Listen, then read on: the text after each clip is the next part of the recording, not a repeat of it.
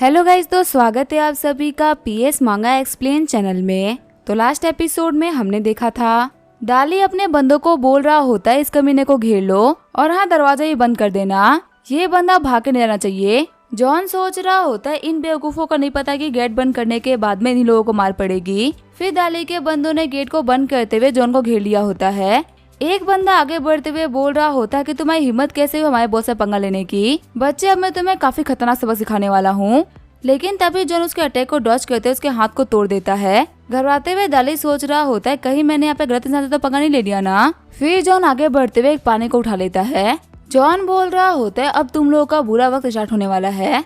डाली बोल रहा होता है कि तुम लोग डर किस बात से रहे हो, आगे बढ़ो इस बंदे को मार डालो, भले ये कितना भी स्किल्ड क्यों ना हो, ये है तो एक बच्चा ही ना। थोड़ी देर के अंदर ही जॉन ने वहाँ पे सभी लोगों को पीट के ठीक कर दिया होता है। डाली सोच रहा होता है इस बच्चे ने यहाँ पे हम सभी लोगों को हरा दिया, क्या ये कोई ह्यूमन है या फिर कोई मॉन्स्टर है। रोते हुए डाली बोल रहा होता है बदर हमारे बीच में गलतफहमी हो गई थी, आपकी एज को देखते हुए मैं समझ ही नहीं पाया कि आप एक जीनियस है। जॉन बोल रहा होता है कि तुम्हारे बाल के साथ में तुम्हारा दिमाग भी चला गया है, मुझे पता था कि तुम बाद में अपने लोगों को इकट्ठा करते और मुझे ढूंढते, मैं सोचा कि तुम्हारे पेट्रोल का खर्चा ना, इसी वजह से मैं खुद यहाँ पे आ गया। मैं तुम्हें अभी मौका दे रहा हूँ, तुम्हारी जितनी पहचान है और जहाँ तक तुम किसी को बुला सकते हो तुम बुला लो। मैं अपने वर्ड का इंसान हूँ, मैं यहाँ से नहीं हिलने वाला, लेकिन अगर मैं यहाँ से जाने के बाद में तुमने कुछ भी किया ना तो मैं तुम्हें प्रॉमिस करता हूँ कि तुम नहीं बचने वाले। वो दिन तुम्हारी लाइफ का आखिरी दिन होगा, तो जब तक मैं मौका दे रहा हूँ अपने अंदर की सारी भड़ास निकाल लो। रोते हुए डाली बोल रहा होता है ब्रदर मैं गलत था, मैं समझ चुका हूँ, ऊपर से मैं भले ही काफी स्ट्रॉन्ग दिखता हूँ लेकिन मैं अंदर से काफी ज्यादा वीक और सहमा हुआ इंसान हूँ। आप मुझे और मेरे लोगों को छोड़ दो, उसके बदले में आपको जो भी चाहिए मैं आपको दे सकता हूँ। मैंने ऑलरेडी जेल के अंदर काफी बेकार लाइफ देखी है, अब मुझे फिर से वैसी लाइफ नहीं देखनी, लेकिन प्लीज आप मेरे बिजनेस के ऊपर कोई भी दिक्कत मत डालिए क्योंकि मेरा घर इसी से चलता है। जॉन सोच रहा होता है वैसे ये बंदा अच्छा है, नॉर्मली जो माफिया और गैंगस्टर टाइप के लोग होते हैं वो अपने ईगो को सबसे ऊपर रखते हैं, लेकिन ये बंदा अपने ईगो को साइड में रखते हुए मुझसे माफी मांग रहा है, यहाँ तक कि मुझे कुछ भी देने के लिए भी तैयार है।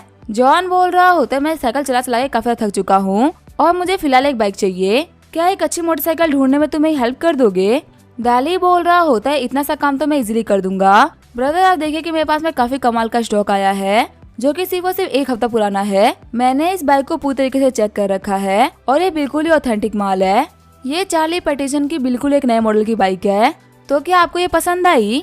तभी वो जॉन होता है वो थोड़ी देर के लिए यहाँ पे कुछ भी नहीं बोलता। जॉन बोल रहा होता है ये बाइक तो खड़ी है लेकिन आखिर इसके साथ में हेलमेट कहाँ है। अब तुम मुझसे ये मत बोलना कि तुम लो को नहीं मानते, इसी वजह से तुम बाइक चलाते वक्त हेलमेट नहीं पहनते। जो लोग लो को तोड़ते हैं उनको तोड़ने में मुझे काफी ज्यादा मजा आता है। डाली बोल रहा होता है बता ऐसे थोड़ी ना पॉसिबल हो सकता है कि हम लोग बाइक के साथ में हेलमेट ना बेचे, देखिए मेरे पास में काफी ज्यादा नई क्वालिटी की हेलमेट है और इसे कभी भी यूज नहीं किया गया, यहाँ तक कि मैंने भी इसे कभी यूज नहीं करा और ये कोई सेकंड हैंड माल भी नहीं है, मैंने इसको खुद पर्सनली खरीदा था। मैं सोचा था कि जब मैं बाइक राइड करूंगा ना तब ये काफी कूल लगेगा, लेकिन ये मेरे तो किसी काम का नहीं है, इसी वजह से आप ही से रख लीजिए। जॉन बोल रहा होता है ठीक है मैं तुम्हारी बातों के ऊपर भरोसा कर रहा हूँ, वैसे अभी भी एक प्रॉब्लम है, जो लोग टकले होते हैं ना उनके ऊपर मुझे बहुत ही गुस्सा आता है, स्पेशली वो लोग जो कि जानबूझ के टकले होते हैं। तुम्हें क्या लगता है तुम अपना टकला सा दिखा के लोगों को डरा सकते हो। ज्यादातर जो गैंगस्टर्स होते हैं वो टकले हो जाते हैं कूल बनने के लिए, तो कहीं तुम गैंगस्टर बनने की तो प्लानिंग नहीं कर रहे ना।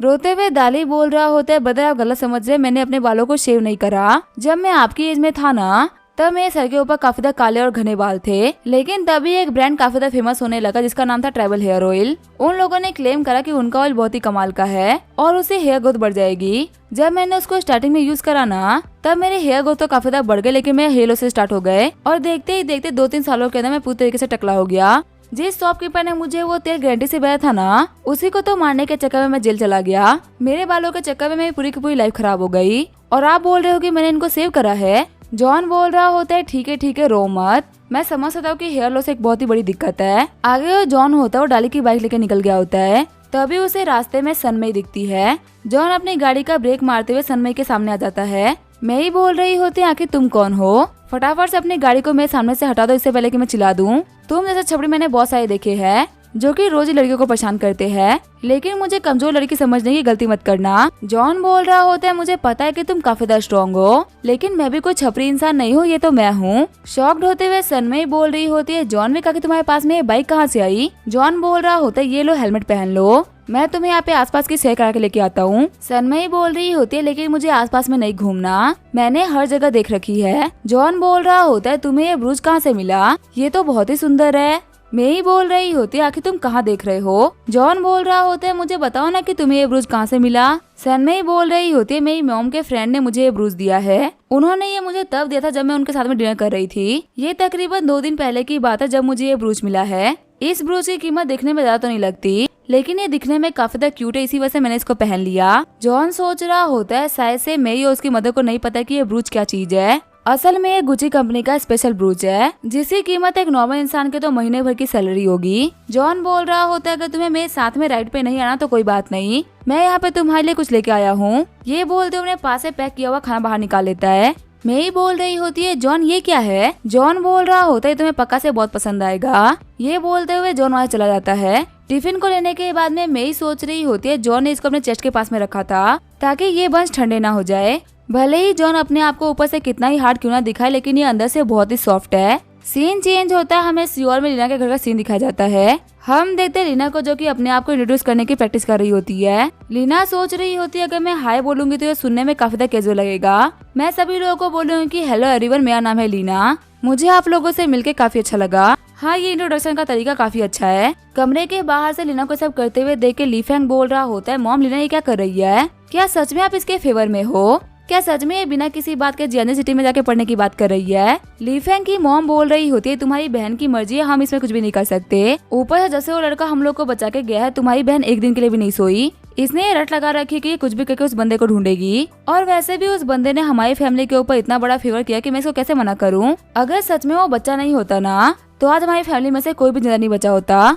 तो इसी वजह से लीना को जो भी कुछ करना है उसे वो करने दो। सीन चेंज होता है, हम देखते हैं सनमई को जो कि अपने डैड के ऑफिस के बाहर आ गई होती है। सनमई बोल रही होती है डैड आप अभी तक काम कर रहे हो। प्रिंसिपल सन बोल रहे होते हैं मई मुझे माफ करना, तुम्हें रोज रोज मेरी वजह से यहाँ तक खाना लेके आना पड़ता है, लेकिन तुम्हें तो पता ही है ना कि हर साल के न्यू ईयर के साथ मैं काम के साथ में काफी ज्यादा बिजी हो जाता हूँ। मिड टर्म के बाद में मैं बिल्कुल ही फ्री हो जाऊंगा, उसके बाद में तुम्हें मेरे लिए खाना लेके आने की कोई भी जरूरत नहीं है। मेरी बोल रही होती है डैड आप खाना खा लीजिए, वैसे भी आपको बहुत भूख लग गई होगी और घर से तो ये जगह इतनी भी दूर नहीं है जो कि मुझे आने में दिक्कत हो। जाइए आप काउच पे बैठ के खाना खाइए, तब तक मैं आपके जगह बैठ के फील करती हूँ कि टीचर होना कैसा होता है। प्रिंसिपल सन बोल रहे होते हैं ठीक है मैं जा रहा हूँ खाना खाने के लिए। ये बोलते उन्होंने खाना खाना स्टार्ट कर दिया होता है। वही जो मेई होती है वो सभी क्लासेस चेक करने लगती है कि आखिर कौन कौन सी क्लास में आया है। वो देखती है ग्रेड 6 के अंदर वो और जॉन सेम क्लास में है। मेई सोच रही होती है तो बहुत ही अच्छी बात है कि जॉन मेरी क्लास में आ गया, और कमाल की बात तो ये है कि डैड ने उसको मेरी क्लास में डाला है। सीन चेंज होता है, हमें स्कूल का सीन दिखाया जाता है।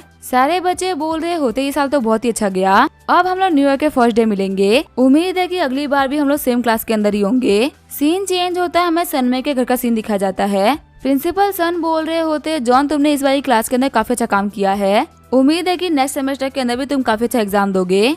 जॉन बोल रहा होता है आपका शुक्रिया प्रिंसिपल सन। साथ ही जॉन सोच रहा होता है मेरे कॉपी करने की स्किल है ही बहुत ही कमाल की, मैंने एक ही मिनट के अंदर दूसरे बंदे के पूरे आंसर कॉपी कर लिए और टीचर को पता भी नहीं चला।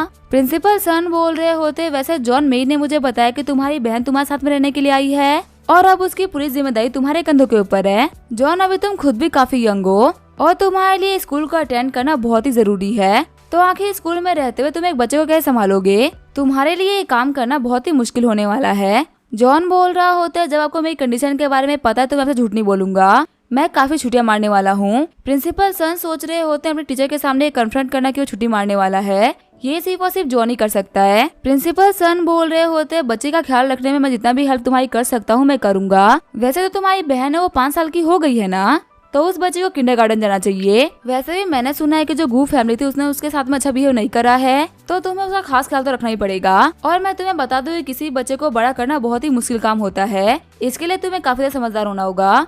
जॉन सोच रहा होता है इनको नहीं पता कि जितने बच्चे इन्होंने नहीं पाले ना उससे ज्यादा बच्चे मैंने पाले हैं, और मेरे वाले तो सारे ही बच्चे काफी ज्यादा वाइल्ड थे।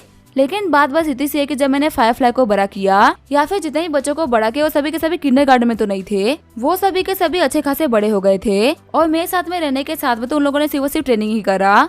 पर मैं अपनी बहन को एक स्पाई तो नहीं बना सकता ना, मुझे इनकी हेल्प लेनी चाहिए उसके किंडरगार्टन को लेके, इससे मैं काफी ज्यादा फ्री हो जाऊंगा। और मुझे फायरफ्लाई के बाद में सभी लोगों को भी तो बचाना है ना। तभी वहाँ पे कोई गेट के ऊपर नॉक करने लगता है। प्रिंसिपल सन बोल रहे होते मेई जाओ जाके दरवाजा खोलो, तुम्हारी मॉम घर आ गई है। गेट खोलते हुए मेई बोल रही होती है मॉम का दिन कैसा गुजरा। मेई की मॉम बोल रही होती है आज का दिन तो बहुत ही अच्छा था। प्रिंसिपल सन बोल रहे होते जॉन इनसे मिलो, ये तुम्हारी आंटी यांग है। जॉन बोल रहा होता है हेलो आंटी यांग, आखिर आप कैसी हो। प्रिंसिपल सन बोल रहे होते यांग ये मेरा स्टूडेंट है, इसका नाम है जॉन जिसके बारे में मैं तुम्हें बताया था। आंटी यांग बोल रही होती अच्छा तुम हो जॉन, मैं तुम्हारे बारे में बहुत कुछ सुन रखा है, मैं जा रही हूँ हाथ मुंह धो के सभी लोगों के लिए खाना बनाने के लिए, तब तक आप लोग बैठ के बातें करो। आगे हम देखते हैं फ्राइडे को नया सेमेस्टर स्टार्ट हो गया होता है। जॉन सोच रहा होता है आज मेरा भी नया सेमेस्टर स्टार्ट हुआ है और ये टाइम बिल्कुल बेस्ट है फ्रेया को नई स्कूल में डालने का। तभी जो किंडरगार्टन के बच्चे होते वो गेट पर होते हुए बोल रहे होते प्लीज हमारी कोई तो हेल्प करो, यहाँ पे इन डीमंस ने हमें स्कूल में कैद कर दिया है और जो हमारे मॉम डैड है ना वो भी हमको यहाँ पे छोड़ के चले गए हैं, हमें अपने घर पे बैठ के टीवी देखना, इन डीमंस के बीच में नहीं रहना। जॉन सोच रहा होता है बच्चे तो बच्चे ही होते हैं, इनको सारे के सारे टीचर डीमन लगते हैं। तभी जॉन नोटिस करता है फ्रेया को जिसने की रोना स्टार्ट कर दिया होता है। जॉन बोल रहा होता है फ्रेया अब से तुम हर मंडे टू फ्राइडे यहाँ पे रहोगी और सैटरडे और संडे को मैं तुम्हें घर पे लेके जाऊंगा, आज से तुम्हारी स्कूल स्टार्ट हो रही है, तुम मन लगा के पढ़ाई करना। फ्रेया बोल रही होती है ठीक है ब्रदर, वैसे क्या आप मुझे प्रॉमिस कर रहे हैं कि आप मुझे वीकेंड पे लेने के लिए जरूर आएंगे, कहीं आप मुझे भूल तो नहीं जाएंगे ना। जॉन बोल रहा होता है सिर्फ और सिर्फ तुम ही मेरी फैमिली हो, आखिर मैं तुम्हें कैसे भूल सकता हूँ, मैं तुम्हें प्रॉमिस करता हूँ कि मैं तुम्हें सैटरडे को लेने के लिए जरूर आऊंगा। आगे जॉन अपनी स्कूल में आ गया होता है। क्लासरूम को देखते हुए जॉन बोल रहा होता है आखिर लोगों ने मेरे क्लासरूम को चेंज क्यों कर दिया। उस क्लासरूम में मेरे पास में खिड़की के पास में सीट थी जिससे मुझे काफी ठंडी ठंडी हवा आती थी और सोने में तो अलग ही मजे आते थे। सबसे बड़ी दिक्कत तो यह है कि मैं अपने क्लास में धीरे धीरे करके सभी लोगों को पहचान गया था, पर यहाँ पे बहुत सारे नए चेहरे हैं जिनको पहचानने में मुझे काफी सारी दिक्कतें आएगी। अब मैं इन लोगों को कैसे बताऊँ कि मेरा रीइंकार्नेशन हुआ, मैं रियल जॉन विक नहीं हूँ। तभी सैनमई की दोस्त उसे बोल रही होती है मेई देखो जॉन विक यहाँ पे आ गया है। शर्माते हुए मेई बोल रही होती है प्लीज तुम मुझे टीज मत करो, जाओ जाके अपनी सीट पे बैठ जाओ। बाकी सारे बंदे भी बोल रहे होते जॉन ने मेई को लव लेटर दिया था ना, अब तो ये दोनों ही सेम क्लास में आ चुके हैं, अब तो पक्का से इन दोनों के ही टाके भिड़ेंगे। फिर जॉन मेई के बगल वाली सीट पे आके बैठ गया होता है। मेई बोल रही होती है क्या तुम यहाँ बैठ रहे हो। जॉन बोल रहा होता है क्या मेरे यहाँ पे बैठने से तुम्हें कोई दिक्कत है। तभी वहाँ पे क्लास के अंदर प्रिंसिपल सन आ गए होते हैं। प्रिंसिपल सन बोल रहे होते अब से लेके ग्रेजुएशन तक आप लोग का क्लास टीचर मैं हूँ, अब आप लोग सीनियर स्टूडेंट बन चुके हो तो आप लोग अपनी जिम्मेदारी समझते हुए सही तरीके से बिहेव करना होगा। वैसे जॉन विक आके तुम कहाँ बैठे हुए हो, वो जो पीछे वाली सीट दिख रही है ना वो सीट तुम्हारी है। इस सेमेस्टर के अंदर सारे टीचर तुम्हारे ऊपर ध्यान देंगे ताकि तुम बिल्कुल भी चीटिंग ना कर पाओ। जॉन विक बोल रहा होता है प्रिंसिपल सन सच में आप कभी भी चेंज नहीं हो सकते। फिर चलते हुए जॉन विक पीछे आने लगता है। हम देखते हैं एक बंदे को जो कि सोच रहा होता है प्लीज मेरे पास में मत आना, मुझे तुम्हारे साथ में बिल्कुल भी इन्वॉल्व नहीं होना, मुझे बहुत ही किस्मत से पीछे वाली सीट मिली है और मैं यहाँ पे आराम से बैठ के नॉवल पढ़ता रहता हूँ, अगर तुम मेरे पास में आ जाओगे तो तुम्हें मेरे बारे में सब कुछ पता चल जाएगा। लेकिन तभी वो जॉन होता है वो पीछे आके बैठ जाता है। तभी वो बंदा रोते हुए बोल रहा होता है ब्रदर मुझे एक बात बताओ, आखिर तुम्हें कौन चस्का चढ़ा था कि तुमने प्रिंसिपल की बेटी को लव लेटर दे दिया और अब तुम मेरे पास में आके बैठ गए हो तो तुम्हारे चक्कर में मैं भी फंस जाऊंगा। जॉन बोल रहा होता है तुम यहाँ पे लेजेंड ऑफ किंग पढ़ रहे हो, वैसे मिस्टर योंग ने ये कहानी लिखी है और ये कहानी सच में बहुत ही कमाल की है, मुझे भी ये नॉवल पढ़ना बहुत ही पसंद है। वो बंदा खुश होते हुए बोल रहा होता है जॉन तो काफी तक कमाल के इंसान निकले, पूरे क्लास में सिर्फ और सिर्फ तुम ही हो जिसके पास में नॉवल के बारे में नॉलेज है। हम देखते हैं इस बंदे का नाम होता है लुओ किंग। आगे वो जॉन होता है वो स्कूल के बाद में फ्रेया को पिक करने के लिए आ गया होता है। टीचर बोल रही होती है बच्चों दौड़ो मत आराम से चलो। तभी जॉन को देखने के बाद में फ्रेया रोने लगती है। फ्रेया बोल रही होती है ब्रदर मैं काफी डर गई थी। जॉन बोल रहा होता है फ्रेया आखिर तुम रो क्यों रही हो, क्या तुम्हें अंदर किसी ने बुली करा है। फ्रेया बोल रही होती है नहीं ब्रदर ऐसी बात नहीं है, मैं डर गई थी कि आप मुझे लेने के लिए नहीं आएंगे। जॉन बोल रहा होता है आखिर तुम इतनी परेशान क्यों रहती हो, तुम तो सिर्फ और सिर्फ 5 साल की ही हो, चलो अपने ब्रदर के साथ में, मैं तुम्हें काफी सही जगह पे लेके जाऊंगा खाना खिलाने के लिए। फ्रेया बोल रही होती है क्या हम सिस्टर मे के घर पे जा रहे हैं। जॉन बोल रहा होता है तुम्हें कैसे पता। फ्रेया बोल रही होती है सिस्टर मे और कविता पसंद करती है, ये मैंने देखा था। जॉन बोल रहा होता है तुम तो सिर्फ एक बच्ची हो, आखिर तुम ऐसी चीजों को नोटिस कैसे कर लेती हो।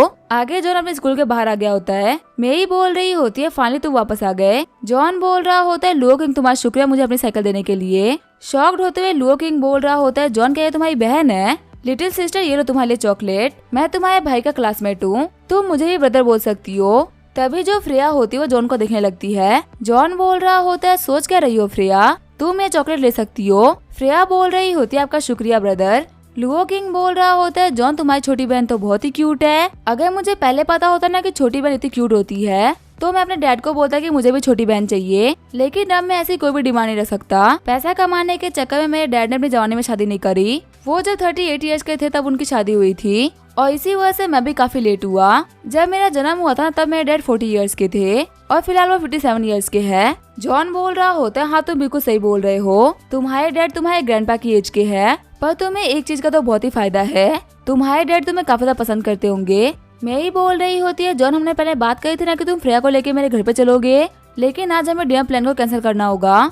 मेरे डैड आज फिर से लेट नाइट तक काम करेंगे। जल्दी ही हमारे स्कूल के नए इंस्पेक्शन के लिए एजुकेशन ब्यूरो आने वाला है और तुम्हें तो पता ही है कि हमारी स्कूल पहले काफी ज्यादा बेकार हुआ करती थी। इसके रिकॉर्ड्स को अच्छा बनाने के लिए मेरे डैड काफी ज्यादा मेहनत कर रहे हैं। लुओ किंग बोल रहा होता है कि ऐसी ही बात है तो कैसा रहेगा हम लोग मेरे घर पे चले। तुम्हें पता है मेरे घर के पास में एक गेम रूम है, हम लोग वहाँ पे आराम से गेम खेल सकते हैं और उस गेम रूम के पास में एक नया KFC खुला है, हम वहाँ पे मस्त चिकन विंग्स खा सकते हैं। आज की पार्टी मेरी तरफ से। आगे वो लोग गेम हाउस आ गए होते हैं। लुओ किंग बोल रहा होता है तुम तीनों वहाँ पे गेम खेलो, तब तक मैं दूसरा गेम खेलता हूँ। लुओ किंग सोच रहा होता है ब्रदर जॉन विक, मैंने भाभी के साथ में तुम्हें टाइम स्पेंड करने का टाइम दिया है, इसको अच्छे से एंजॉय करना। टेंशन मतलब मैं कबाब में हड्डी बनने के लिए तो बिल्कुल भी नहीं आऊंगा। जॉन सोच रहा होता है इस दुनिया में सबसे लॉयल होती है वो होती है मेंस की फ्रेंडशिप। ये बंदा आज मुझसे पहले ही दिन मिला है और ये मेरे लिए इतना कुछ कर रहा है। मेरी बोल रही होती है जॉन हम लोग को चल के बास्केटबॉल खेलना चाहिए, वहाँ पे हमें बहुत ही मजा आएगा। जॉन बोल रहा होता है तुम जाके फ्रेया के साथ में खेलो,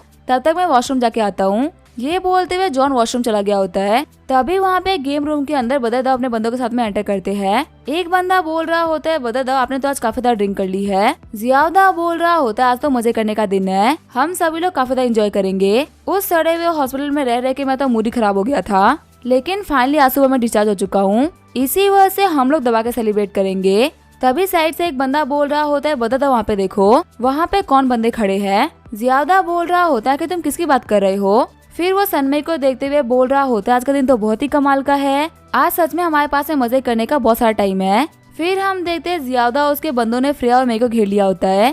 फ्रेया चिल्लाते हुए बोल रही होती है बदर प्लीज यहाँ पे आइए हमारी हेल्प करने के लिए। तभी वहाँ पे जॉन विक आते हुए बोल रहा होता है जियादा क्या तुम हॉस्पिटल से वापस आ गए। ज्यादा चिढ़ते हुए बोल रहा होता है किसकी हिम्मत है मुझे यहाँ बीच में डिस्टर्ब करने की, तुम्हें दिख नहीं रहा कि मैं यहाँ पे अपने गर्लफ्रेंड के साथ में टाइम स्पेंड कर रहा हूँ। लेकिन तभी वो जॉन विक को देखते हुए काफी डर जाता है। साइड से एक बंदा बोल रहा होता है लड़के यहाँ से भाग जा, हमारे जो ब्रदर ज्यादा है ना अपने गर्लफ्रेंड के साथ में टाइम स्पेंड कर रहे हैं, तू होता कौन है बीच में बोलने वाला।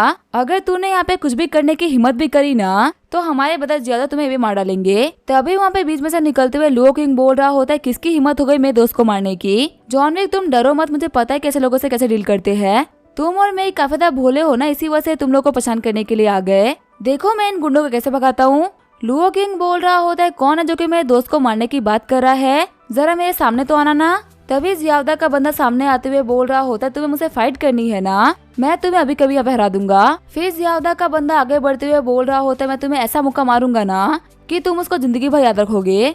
लुओ किंग बोल रहा होता है मारने से पहले एक बार मेरी बात सुन लो, मेरे डैड का नाम है लुओ दाओसेन, ठीक है, अगर तुम्हारे अंदर अभी भी हिम्मत है ना तो तुम मुझे हिट कर सकते हो। लुओ दाओसेन का नाम सुनने के बाद में उन सभी लोगों की आवाज फट गई होती है। घबराते हुए जियादा बोल रहा होता है क्या तुम बॉस लुओ के बेटे हो। ब्रदर हमारे बीच में यहाँ पे गलतफहमी हो गई थी, मैं और तुम्हारे दोस्त यहाँ पे किसी चीज के बारे में बात कर रहे थे, हम यहाँ पे तुम्हें ऑफेंड नहीं करना चाहते, हम लोग यहाँ से जा रहे हैं और हम तुम्हें कभी भी लाइफ में परेशान नहीं करेंगे। चिल्लाते हुए लुओ किंग बोल रहा होता है ब्रदर हुलू फटाफट से यहाँ पे आइए, कोई मुझे मारने का ट्राई कर रहा है, अगर आपके रहते हुए मुझे किसी ने मार दिया तो आखिर डैड की क्या इज्जत रह जाएगी। तभी वहाँ पे ब्रदर हुलू आते हुए बोल रहे होते हैं कि किसके अंदर इतनी हिम्मत हो गई जो कि हमारे लुओ किंग को मारेगा। लुओ किंग क्या तुम ठीक हो, कौन है वो बंदा जो कि तुम्हें छूने का ट्राई कर रहे हैं। लुओ किंग बोल रहा होता है जो बंदा खड़ा है ना इसने मुझे धमकी दी कि मुझे नहीं छोड़ेगा। ज्यादा बोल रहा होता है मैंने ऐसा कुछ भी नहीं करा, मैं तो बेकसूर हूँ। वही साइड में वो बंदा बिल्कुल चुप खड़ा होता है जैसे कि सब कुछ बोला होता है। ब्रदर हुलू बोल रहे होते हैं लड़के तुम्हारे अंदर तो बहुत हिम्मत आ गई है, तुम हमारे बॉस के बेटे को धमका रहे हो। ज्यादा बोल रहा होता है ये तो गलतफहमी है, यहाँ पे मैंने तो कुछ बोला ही नहीं है। तभी हुलू ज्यादा को थप्पड़ मारते हुए बोल रहा होता है अपना मुंह बंद कर लो। फिर ब्रदर हुलू लगातार ज्यादा को थप्पड़ मारने लगते हैं। ज्यादा बोल रहा होता है ब्रदर हुलू मुझे मत मारिए, मैंने तो यहाँ पे कुछ किया ही नहीं है। वही जो ज्यादा के दोस्त होते वहाँ से भाग गए होते हैं। ज्यादा बोल रहा होता है ब्रदर मैं गलत था, मुझे माफ कर दीजिए। ज्यादा को नीचे फेंकते हुए ब्रदर हुलू बोल रहे होते हैं कमीने तू यहाँ पे माफी के लायक नहीं है। ज्यादा बोल रहा होता है ब्रदर मैं गलत था, मुझे माफ कर दीजिए, मैं एक स्टूडेंट हूँ, मुझे इतना मत मारिए। जॉन सोच रहा होता है सच में जो गैंगस्टर्स होते हैं वो तो बहुत ही क्रूअल होते हैं। मुझे इस बंदे को देख के अपने पास्ट लाइफ की याद आ गई। हुलू बोल रहा होता है लुओ किंग तुम्हारा क्या कहना है, आखिर मुझे इस बंदे के साथ में क्या करना चाहिए। लुओ किंग बोल रहा होता है बदल इसको जाने दीजिए। हुलू बोल रहा होता है अभी के अभी यहाँ से बाहर निकल जाओ। ठीक है लुओ किंग, मैंने इन लोगों को भगा दिया है, अब मैं भी यहाँ जा रहा हूँ। अगर तुम्हें कोई भी काम होना तो तुम मुझे कॉल कर देना। लुओ किंग बोल रहा होता है आपका शुक्रिया ब्रदर। फिर लुओ किंग पीछे मुड़ते हुए बोल रहा होता है मैं तुम लोग को बताना भूल गया था, ये जो गेम रूम है ना मेरे डैड ऑन करते हैं। जॉन बोल रहा होता है तुम यहाँ पे अमीर इंसान के औलाद तो हो ही, साथ ही तुम यहाँ पे एक माफिया प्रिंस भी हो। लुओ किंग बोल रहा होता है क्या प्रिंस, आपने तो मुझे कुछ ज्यादा ही बोल दिया। वैसे मैं नॉर्मली अपने डैड के लोगों के साथ में इंटरेक्ट नहीं करता हूँ, लेकिन अगर मुझे कोई भी बुली करता है ना तो मजबूरी में मुझे इन लोगों को बुलाना ही पड़ता है। अगर फ्यूचर में कोई भी आपको बुली करे ना तो आप बस मुझे ईगा बोल दीजिएगा। जॉन बोल रहा होता है तुम्हारा शुक्रिया। साथ ही जॉन सोच रहा होता है मुझे कभी नहीं लगा था कि लुओ किंग लुओ दसन का बेटा हो सकता है। लुओ किंग बोल रहा होता है फ्रेया तुम्हें भूख लगी है, चलो हम लोग KFC चलते हैं। मेरे जो प्रीवियस लाइफ के अंदर लुओ दावसेन था वो काफी ज्यादा फेमस इंसान था। पहले उसने एक वर्कर के तौर पे बहुत ही मेहनत से काम किया, बाद में उसने खुद की गैंग इकट्ठी करी और वो एक काफी ज्यादा पावरफुल गैंगस्टर बन गया, लेकिन ये हमेशा नहीं चल पाया। उसके दुश्मनों की वजह से उसका नाम जल्दी खत्म हो गया। मेरे हिसाब से जो लुओ फैमिली का अच्छा टाइम है वो सिर्फ 1 या 2 साल और चलने वाला है, फिर इन लोगों के लिए वो वक्त आ जाएगा जो कि बहुत ही खतरनाक होगा।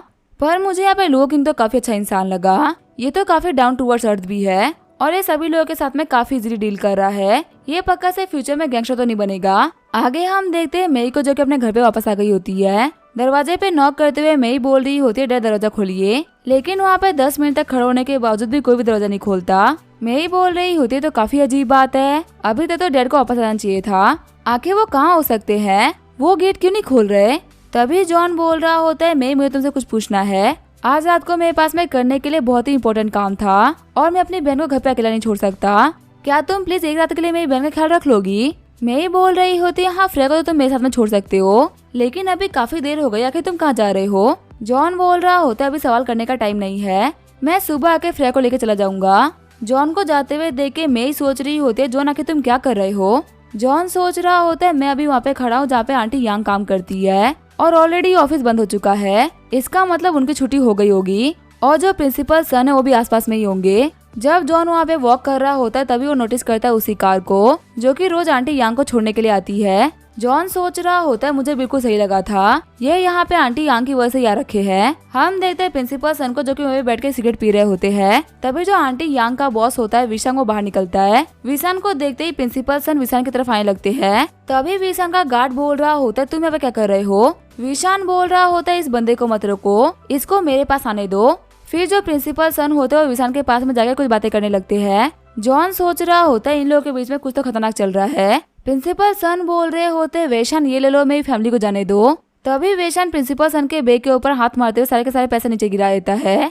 वेशान बोल रहा होता है सामने से हट जाओ वरना मेरे लोग तुम्हें ये पीट देंगे, सच में तुम्हारे यहाँ पे आके मुझे हर बार सेम बात बोलना बिल्कुल ही वेस्ट है। प्रिंसिपल सन बोल रहे होते हैं कि तुम्हें पैसे ले क्यों नहीं रहे, इसी के लिए तो तुम सब कुछ करते हो ना। लेकिन जो वेशान होता है अपनी काले के वहाँ से निकल गया होता है। वहीं जो प्रिंसिपल सन होते हैं वहीं बैठ के सोच रहे होते हैं मैं कुछ भी नहीं कर सकता, मैं बहुत ही वीक हूँ। तभी वहाँ पे आंटी यांग आते हुए बोल रही होती है शैंगली आके तुम यहाँ पे क्या कर रहे हो। खड़े होते हुए प्रिंसिपल सन बोल रहे होते देखो तुमने आज क्या कर दिया है, तुम्हारे उस किए हुए काम की वजह से हम सभी को भुगतना पड़ रहा है। आंटी यांग बोल रही होती है अगर तुम्हें मुझसे हेट करना है तो कोई बात नहीं, लेकिन फिलहाल के लिए तुम घर चलो। प्रिंसिपल सन बोल रहे होते मेरी लाइफ डिस्ट्रॉय हो चुकी है और मेरे को समझ में नहीं आ रहा कि मैं क्या करूं। आंटी यांग बोल रही होती है शैंगली मुझे पता है कि मैं गलत थी, मेरी की हुई गलती की वजह से हम सभी को भुगतना पड़ रहा है, लेकिन फिलहाल के लिए तुम घर चलो। फिर जो आंटी यांग और सैंगली होते वहाँ चले गए होते हैं। जॉन सोच रहा होता है मुझे लगा था कि जितना अच्छा रिलेशन इन लोगों का देखने में लग रहा है ना उतना अच्छा है नहीं। आगे हमें अगले दिन मंडे का सीन दिखा जाता है। स्कूल आते हुए जॉन सोच रहा होता है कि यहाँ पे इतनी भीड़ क्यों है। एक बंदा अनाउंस करते हुए बोल रहा होता है सन सैंगली एक बूढ़ा आदमी है और एक प्रिंसिपल है, लेकिन फिर भी वो अपने डेप्थ को पे नहीं करता। जॉन सोच रहा होता है आखिर यहाँ पे ये सब क्या चल रहा है। वही मेई बोल रही होती है आखिर लोग मेरे डेट के बारे में क्या बात कर रहे हैं। जॉन मेई के पास में आते हुए बोल रहा होता है घबराओ मत मैं तुम्हारे साथ हूँ। तभी जो प्रिंसिपल सन होते वहाँ पे आने लगते हैं। प्रिंसिपल सन बोल रहे होते तुम लोग यहाँ पे क्या कर रहे हो, मैं तुम लोगों से बोला था ना कि मैं तुम लोगों का पैसा वापस कर दूंगा, और वैसे भी अभी तो 2 दिन पैसे वापस करने में बाकी थे ना, तो तुम यहाँ पे मेरे स्कूल के बाहर आके दिक्कतें क्यों खड़ी कर रहे हो। फिलहाल मेरे पास में इतने ही पैसे हैं, इनको लो यहाँ से निकलो और अगली बार कभी भी मेरे स्कूल आने की हिम्मत मत करना। वो बंदे बोल रहे होते हैं, मिस्टर सन, अगर आपने हमारे पैसे टाइम पे वापस कर दिए होते ना तो हम आपके आसपास में कभी नहीं भटकते। लेकिन यही बात है कि आप तो पैसा लेते हुए काफी आराम से पैसे ले लेते हो और किसी को पता भी नहीं चलता। लेकिन देते वक्त आप लोगों से वैसे पैसे नहीं दिए जाते। ब्रदर्स चलो हम यहाँ चलते हैं। वैसे भी हमारे पास में भी 2 दिन बाकी है।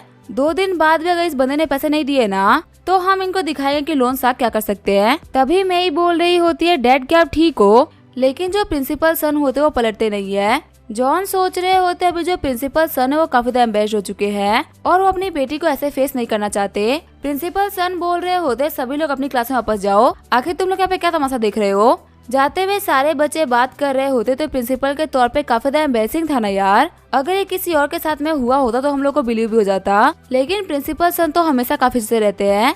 वो तो वही बात है कि हम किसी को देख के नहीं बता सकते कि उसका रियल कैरेक्टर क्या है। स्कूल में जैसे बिहेव करने का मतलब ये थोड़ी ना होता है कि आप लाइफ में भी काफी अच्छा कर रहे हो। कहानी सुनाने वाला बता रहा होता है प्रिंसिपल सन, जिन्होंने लाइफ टाइम एक टीचर के तौर पे काफी अच्छा काम किया है और बच्चों के बीच में काफी रिस्पेक्ट भी कमाई थी। लेकिन आज बच्चों के बीच में उनकी पूरी की पूरी रिस्पेक्ट मिट्टी में मिल गई। आगे हमें क्लास का सीन दिखाया जाता है। लुओ किंग बोल रहा होता है, जॉन क्या सनमई ठीक है? जॉन बोल रहा होता है, जो प्रिंसिपल सन थे ना वो किसी काम की वजह से साथ चले गए हैं। मैंने सनमई को बोला कि वो भी उनके साथ में चली जाए। फिलहाल उसका स्कूल में रहना बिल्कुल भी सही नहीं है क्योंकि तुम्हें पता ना कि बाकी सारे बच्चे उसको परेशान करेंगे। लुओ किंग क्या तुम मेरे ऊपर एक फेवर कर सकते हो? लुओ किंग बोल रहा होता है, हाँ बोलो मुझे क्या करना है।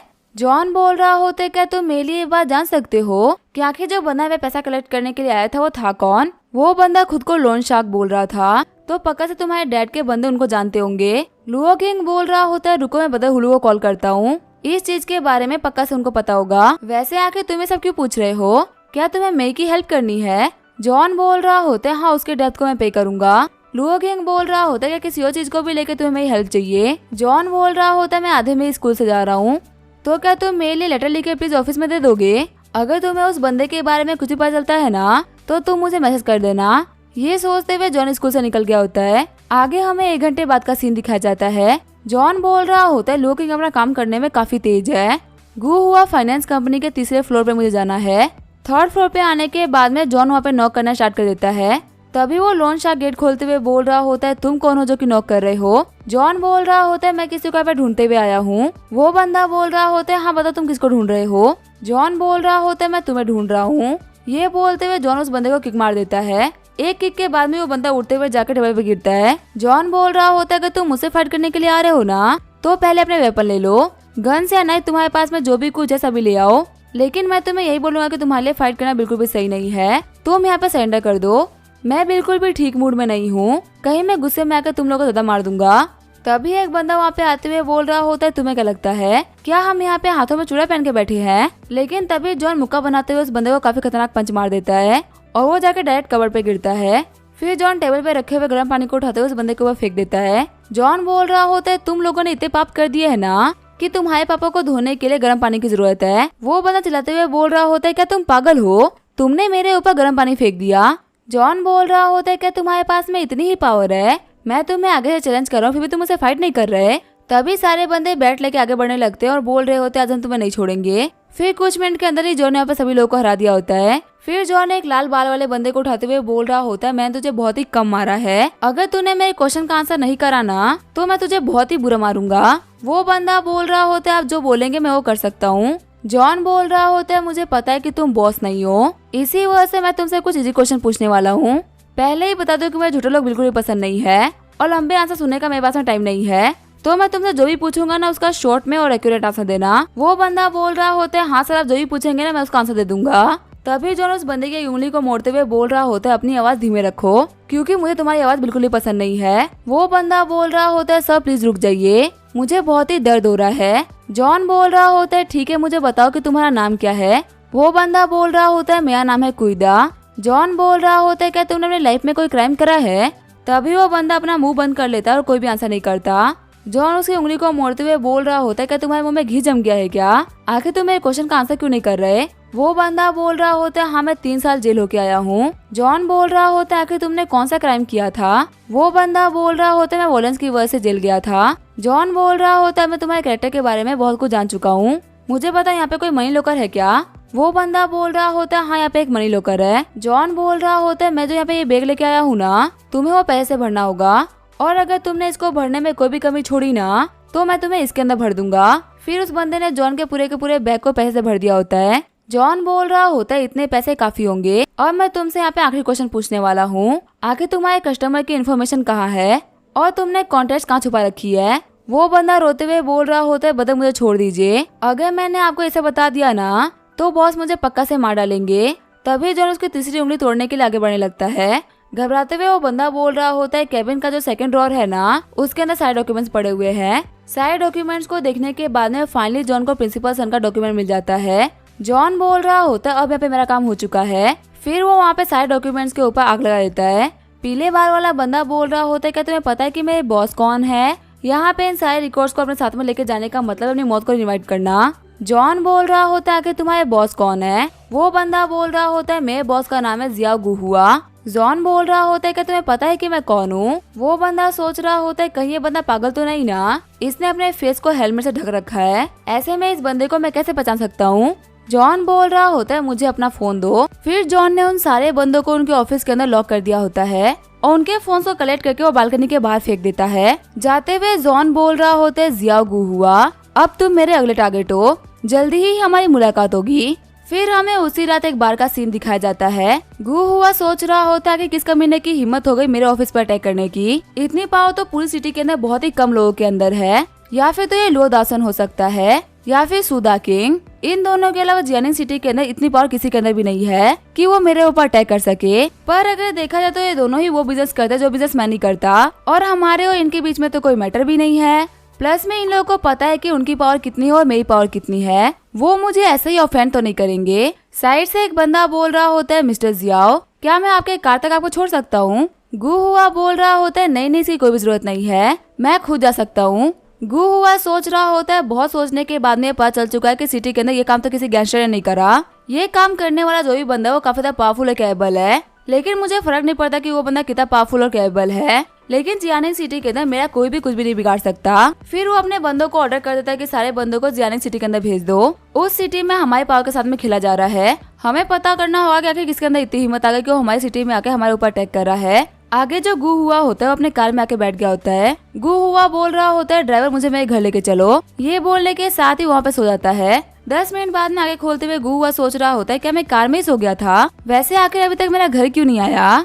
फिर वो खिड़की के बाहर देखते हुए बोल रहा होता है ये रास्ता तो मेरे घर को नहीं जाता, हम तो सिटी के बाहर जा रहे हैं, लेकिन आखिर ड्राइवर मुझे वहाँ पे लेके क्यों जा रहा है। इसका मतलब क्लियर कि मेरा ड्राइवर नहीं है, ये पक्का से कोई और है। फिर गुहुआ वहाँ पे सिगरेट निकालते हुए पीने लगता है। गुहुआ बोल रहा होता है ब्रदर क्या आपको भी चाहिए। जॉन बोल रहा होता है क्या तुम्हें दिख नहीं रहा कि मैं पर ड्राइविंग कर रहा हूँ, मेरे सिगरेट पीने के चक्कर में हम दोनों ही मारे जाएंगे। तभी गुहुआ सिगरेट को बाहर फेंकते हुए बोल रहा होता है हम सिटी के बहुत बाहर आ चुके हैं, मुझे नहीं पता कि इस बंदे का मकसद क्या है, लेकिन फिलहाल इसके पास में इतनी पावर है कि मुझे खत्म कर सकता है। गुहुआ बोल रहा होता है मेरे दोस्त लगता है कि तुम्हें रास्ता समझ में नहीं आ रहा है, हम लोग गलत रास्ते पे आ गए हैं, ये रास्ता तो शहर के बाहर जाता है ना कि मेरे घर को। वैसे तुम्हें देख लगेगा कि तुम काफी ज्यादा थक चुके हो, इसी वजह से मैं तुम्हें थोड़ा सा कंपनसेशन दे देता हूँ। ये बोलते हुए गुहुआ ड्राइवर सीट के पास में पैसे फेंक देता है। साथ ही गुहुआ बोल रहा होता है कि तुम्हें लाइफ में कोई भी दिक्कत आ रही हो ना, या फिर पैसे को लेके कोई भी दिक्कत आ रही हो तो तुम मुझसे बोल सकते हो। मार्केट के अंदर मेरे काफी अच्छे कनेक्शंस है जो कि तुम्हारी काफी अच्छी हेल्प कर सकते हैं। जॉन बोल रहा होता है बातें करने में सच में तुम काफी अच्छे हो। गुहुआ सोच रहा होता है मुझे लगा था कि ये बंदा मुझे किडनैप कर रहा है ताकि मुझसे पैसे ऐड सके, लेकिन इस बंदे ने पैसे को एक्सेप्ट करने के लिए साफ तौर से मना कर दिया है। ये बंदा पक्का किसी मिशन की वजह से यहाँ पे आया है। इसने काफी आराम से सिक्योरिटी पास को चकमा देते हुए मैं ड्राइवर का रूप ले लिया। ये बंदा खतरनाक है और काफी अलग भी है, इसे कोई फर्क नहीं पड़ता कि मुझे क्या कोर्स देनी पड़े, लेकिन मुझे इससे बचना होगा। गुहुआ बोल रहा होता है मेरे दोस्त मुझे बताओ कि तुम्हें कितने पैसे चाहिए, मैं ट्राई करूंगा कि तुम्हें जितने भी पैसे चाहिए ना मैं तुम्हें सारे के सारे लाके दे सकूं। जॉन बोल रहा होता है तुम्हारी स्किल्स बहुत ही अच्छी है, अब मुझे समझ में आ रहा है कि तुम जियानिंग सिटी के अंदर एक टॉप के गैंगस्टर कैसे बने, तुम्हें ब्रेव होने में और बेवकूफ होने में अंतर पता है। गुहुआ सोच रहा होता है मैं यहाँ पे बहुत ही बड़ी दिक्कत में हूँ, मुझे नहीं पता कि ये बंदा कितना पावरफुल है, यहाँ तक कि मेरा कोई बंदा मेरे साथ में नहीं है। अगर मैं यहाँ पे सिर्फ और सिर्फ एक भी कॉल कर पाता ना तो मैं सारे के सारे बंदे यहाँ पे आ जाते। जॉन बोल रहा होता है मैं तुम्हें एडवाइस कर रहा हूँ कि तुम किसी को कॉल मत करना, क्योंकि मैं तुम्हें जहाँ पे लेके आया हूँ ना वहाँ पे एक भी फोन का टावर नहीं है, तुम कितना भी कॉल करने का ट्राई क्यों ना कर लो तुम्हारा कॉल नहीं लगेगा, और अगर सामने से भी कोई कॉल करता ना तो वो कनेक्ट नहीं करेगा, और चलो माना कि तुम्हारी किस्मत बहुत अच्छी रही और तुम्हारा कॉल लग भी गया तो भी कोई यहाँ पे घंटों तक नहीं आएगा, क्योंकि हम सिटी के बहुत बाहर आ चुके हैं और यहाँ पे नॉर्मली कोई चिड़िया भी नहीं आती। जब तुम्हारे लोग यहाँ पे आएंगे ना तब तक मैं तुम्हारी कबर खोद के से निकल गया आऊंगा। घबराते हुए गू हुआ बोल रहा होता है, बता आखिर आप कैसी बातें कर रहे हैं? आखिर आपसे बिना पूछे मैं कैसे किसी को कॉल कर सकता हूँ? मैं तो बस टाइम चेक कर रहा था और कुछ भी नहीं। तभी वो जॉन विक होता है वो ब्रेक लगा देता है। पीछे मुड़ते हुए जॉन बोल रहा होता है, मैंने काफी ड्राइविंग कर लिया, मैं थक चुका हूँ। तुमने कहा था ना कि तुम्हारे पास में सिगरेट है, अब मुझे सिगरेट चाहिए। फिर जॉन सिगरेट को जलाते हुए उसे पीने लगता है। जॉन बोल रहा होता है, मैंने सुना है कि आजकल तुम बहुत ही बिजी रह रहे हो। वैसे तुम्हारा एक बच्चा है ना जो कि इंजियांग के किंडरगार्टन में पढ़ रहा है, और लास्ट ईयर ही तुम्हारा एक और बेटा हुआ है जो कि इंजियांग में तुम्हारी वाइफ के साथ में काफी अच्छी लाइफ जी रहा है। अब तुम ये सोच रहे होगे कि तुम्हारी फैमिली के बारे में मुझे कैसे पता, क्योंकि ये तो टॉप का सिगरेट था। गू हुआ सोच रहा होता है, मैंने अपनी फैमिली के बारे में कभी किसी को इन्फॉर्मेशन नहीं दी और कोई भी गैंगस्टर कभी भी अपने इन्फॉर्मेशन को लीक नहीं करता। वैसे भी मेरे तो बहुत ही कम भाइयों को मेरी फैमिली के बारे में पता है, वो सभी इतने लॉयल है कि वो मर जाएंगे लेकिन मेरी फैमिली के बारे में इन्फॉर्मेशन नहीं देंगे। तो आखिर इस बंदे को पता कैसे चल गया कि आखिर मेरी फैमिली कहाँ रहती है? घबराते हुए गू हुआ बोल रहा होता है, हाँ ब्रदर, आजकल काम काफी ज्यादा हो गया है। जॉन बोल रहा होता है, तुम थक गए होगे, अब तुम्हें एक वेकेशन लेनी चाहिए, कुछ दिन जाओ जाके रेस्ट करके आओ। वैसे भी तुम्हारा बच्चा 5 साल का हो चुका है और तुमने उसके साथ बिल्कुल भी टाइम स्पेंड नहीं करा। अगर तुम बच्चों के साथ में टाइम स्पेंड नहीं करोगे ना तो एक दिन वो तुम्हें अपना फादर मानने से मना कर देंगे। गू हुआ बोल रहा होता है, हाँ ब्रदर, बिल्कुल सही बोल रहे हो। वैसे क्या फैमिली के साथ में टाइम स्पेंड करने के लिए 1 महीना काफी है? जॉन बोल रहा होता है, 1 महीने के अंदर तुम्हारा काफी ज्यादा लॉस हो जाएगा। मैं समझ सकता हूँ कि तुम्हारे बिजनेस चलते हैं और तुम 1 महीने के लिए काम को नहीं रोक सकते। एक काम करो, 2 हफ्ते के लिए घूमने के लिए जाओ। अभी जो साउथ ईस्ट एशिया है ना, वहाँ का मौसम बहुत ही अच्छा है। घबराते हुए गू हुआ बोल रहा होता है, ठीक है ब्रदर, मैं कल जाकर टिकट बुक करा लेता हूँ। वैसे क्या मैं थाईलैंड जा सकता हूँ? जॉन बोलता है, हमारी बातें यहीं पे खत्म होती है, मैं तुम्हें तुम्हारे घर लेके नहीं जाने वाला। एक काम करो, किसी को कॉल करके बोल दो कि तुम्हें पिक करने के लिए आ जाए, और मैंने तुम्हें जो वेकेशन पे जाने वाली बात बोली है ना, उस बात को भूलना मत, वरना हो सकता है कि तुम्हें याद दिलाने के लिए मुझे फिर से आना पड़े। तभी गू हुआ कार से उतरते हुए बोल रहा होता है, बता बिल्कुल भी टेंशन मत लीजिए, आप मेरी कार लेके जा सकते हैं। फिर जॉनी वहाँ से निकल गया होता है। गू हुआ सोच रहा होता है, आज मेरी मुलाकात काफी खतरनाक इंसान से हुई है। अंडरवर्ल्ड गैंगस्टर होने के हिसाब से आप काफी ज्यादा स्मार्ट होने चाहिए। अगर मैं यहाँ पे इस बंदे से फाइट करता ना तो ये मुझे एक झटके में ही खत्म कर देता, और पैसा और बाकी सारी चीजें इंपॉर्टेंट है लेकिन जान के बाद में। तभी गुआ साइड में देखता है कब्र खुदी होती है। डरते हुए गू हुआ बोल रहा होता है, क्या ये मेरे लिए था? अगर मैंने यहाँ पे बातें करने में थोड़ी सी भी गलती करी होती ना तो वो बंदा मुझे यहीं पे गाड़ के चला जाता। सच में ये वर्ल्ड अब काफी ज्यादा खतरनाक हो चुका है। मैं सोच रहा हूँ कि मैं गैंगस्टर बनने से रिटायरमेंट ले लूँ।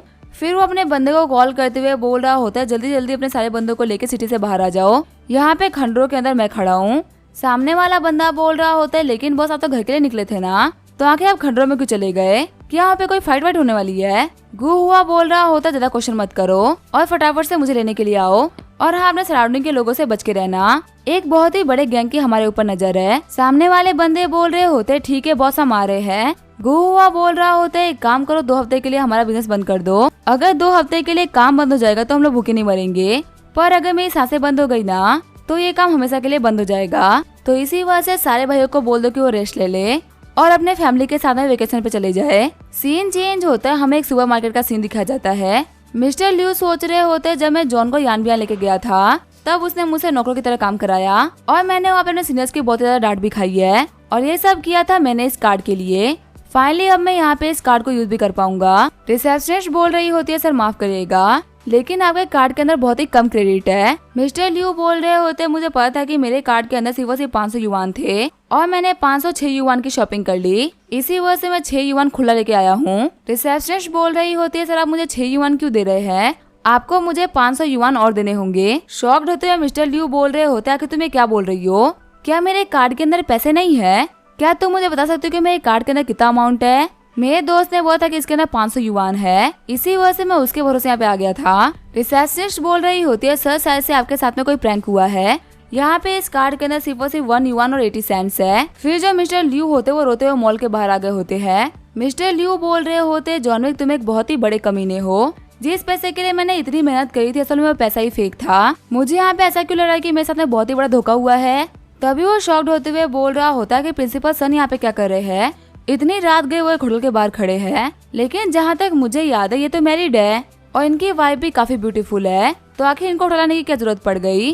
वैसे आज के जमाने में हम कुछ भी नहीं बोल सकते। जिस बंदे की बेटी इतनी बड़ी हो गई है वो बंदा भी होटल आ रहा है। ऊपर से मुझे तो कभी भी लगा था कि एक ऐसे इंसान होंगे जो कि लोन पे नहीं करते होंगे, पर उन लोन शार्क ने सभी को इनकी रियलिटी बता दी कि ये अपने लोन को पे नहीं करते। इस वर्ल्ड के अंदर हम चाहे खुद को कितना ही अच्छा क्यों न दिखाए, लेकिन सभी के अंदर कोई ना कोई तो कमी होती ही है। वह चलो मुझे इन सबसे क्या ही करना है, मैं ऑलरेडी उस कमीने जॉन विक की वजह से काफी दिक्कत में हूँ। बाकी लोगों के मामले में पढ़ के मुझे और दिक्कत क्रिएट नहीं करनी। तभी मिस्टर ल्यू के पास में जॉन विक आ जाता है। मिस्टर ल्यू बोल रहे होते हैं, मुझे लगा कि मैंने यहाँ पे जॉन विक को देखा और मुझे कम्प्लीटली लग रहा है कि मैंने जिस बंदे को यहाँ पे देखा ना वो जॉन विक ही था, पर आखिर वो चला कहाँ गया।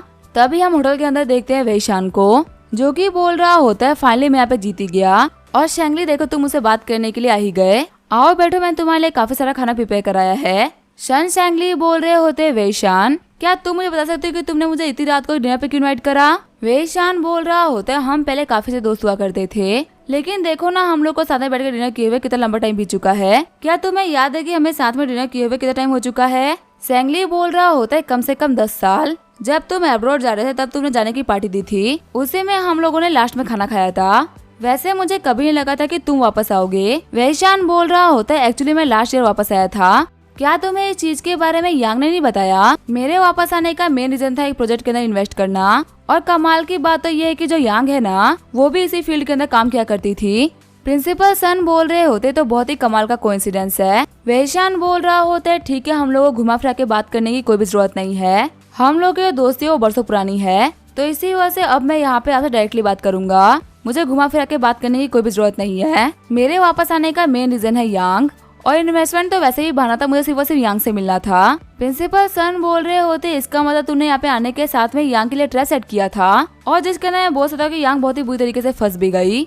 वेईशान बोल रहा होता है तुम बिल्कुल गलत बोल रहे हो, मैंने यहाँ पे किसी को भी ट्रैप नहीं करा है। मैं जिस प्रोजेक्ट के लिए यहाँ पे आया था ना, मैंने यांग को बोला कि उसके अंदर इन्वेस्ट करे, जिससे कि वो भी काफी अच्छा पैसा कमा पाएगी। प्रिंसिपल सन बोल रहे होते आगे बताओ क्या हुआ था। वेईशान बोल रहा होता ये सुनने के बाद में कि वो पैसा कमा सकती है, वो इस काम के अंदर काफी इंटरेस्टेड हो गई। मैंने उसको इन्वेस्टमेंट करने के लिए अकाउंट भी ओपन करके दिया, जिससे कि उसको इन्वेस्ट करने में कोई भी दिक्कत ना आए। मुझे कभी नहीं लगा था कि यांग के अंदर इतनी हिम्मत होगी कि वो एक ही बार में इतना पैसा इन्वेस्ट कर देगी। मैंने उसको बोला था कि प्रोजेक्ट काफी प्रॉफिटेबल है, लेकिन उसने इस चीज को काफी सीरियसली ले लिया।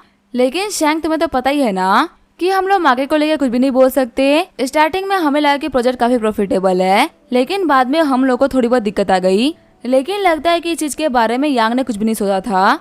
चिढ़ते हुए प्रिंसिपल सन बोल रहे होते यांग को तुमने पूरा भरोसा दिलाया था कि ये प्रोजेक्ट किसी भी तरीके से फेल नहीं होगा, इसी वजह से उसने इसके अंदर इतना इन्वेस्ट करा। मैं यहाँ पे ये बात बोल सकता हूँ कि तुमने जानबूझ के उसके लिए ट्रैप बनाया है।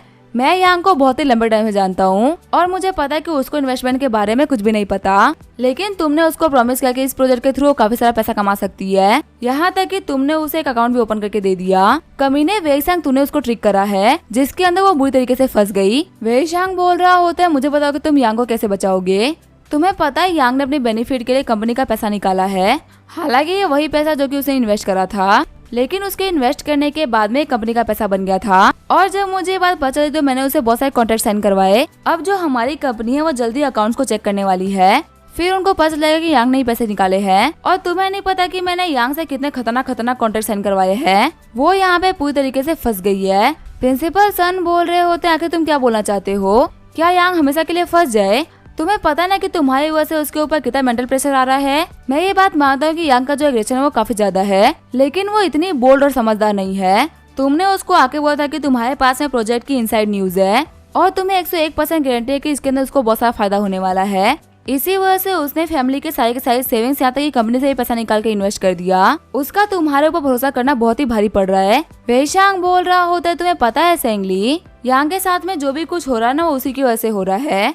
वैसे तुम मुझे बार बार बोल रहे हो कि उसने मेरे ऊपर इतना ट्रस्ट किया, पर क्या तुम्हें ये समझ में नहीं आया कि उसने मेरे ऊपर इतना ट्रस्ट किया क्यों। पता है ये कहानी आज से नहीं बल्कि हमारे कॉलेज टाइम से स्टार्ट हुई थी। अगर यांग ने मुझे अब्रॉड फॉलो कर लिया होता ना तो आज वो यहाँ पे नहीं फंसी होती, लेकिन उसने उस टाइम मुझे फॉलो नहीं करा और अब मैं यहाँ पे वो लेने के लिए आया हूँ जो कि मुझे बिलोंग करता है। प्रिंसिपल सन बोल रहे होते वेईशांग आके तुम क्या घटिया बातें कर रहे हो। मुझे नहीं पता कि तुम्हारे और यांग के बीच में क्या रह चुका है, लेकिन फिलहाल वो मेरी वाइफ है और तुम मेरी वाइफ के बारे में ऐसी घटिया बातें नहीं कर सकते। वेईशांग बोल रहा होता है तुम मुझे पे गलत समझ रहे हो, मैं यहाँ पे यांग के बारे में बात नहीं कर रहा। मैं ये बोल रहा हूँ कि मैं वो चीज लेने के लिए आया हूँ जो कि मुझे बिलोंग करता है और किसी और की वाइफ को छेड़ने का मुझे कोई भी शौक नहीं है। इतनी मॉरल वैल्यूज तो मेरे अंदर भी है कि मैं एक इंसान की तरह बिहेव करूँ। प्रिंसिपल सन सोच रहे होते अगर ये यांग के बारे में बात नहीं कर रहा तो आखिर ये किस चीज के बारे में बात कर रहा है। फिर प्रिंसिपल सन बोल रहे होते क्लियरली बोलो ना कि आखिर तुम यहाँ पे किस चीज के बारे में बात कर रहे हो। मेरे पास में ऐसा भी क्या है जो कि तुम्हें बिलोंग करता है। चाहे मैं कितना ही क्यों ना सोच लूं लेकिन मेरे को समझ में नहीं आ रहा है कि आखिर मेरे पास में ऐसी कौन सी चीज है जो कि तुम्हें बिलोंग करती है। वैशान बोल रहा होता है मेरे दोस्त सेंगलेई, तुम तो हमेशा से काफी स्मार्ट रहे हो, तो फिर आखिर तुम यहाँ पे आज डम बनने की एक्टिंग क्यों कर रहे हो। जिस टाइम पे मैंने ये बोला कि मैं अपनी बिलोंगिंग्स को लेने के लिए आया हूँ उसी टाइम तुम समझ गए कि मैं किसकी बात कर रहा हूँ। लेकिन अगर तुम चाहते हो ना कि मैं अपने मुंह से उसका नाम लूँ तो फिर ठीक है, मुझे कोई भी दिक्कत नहीं है।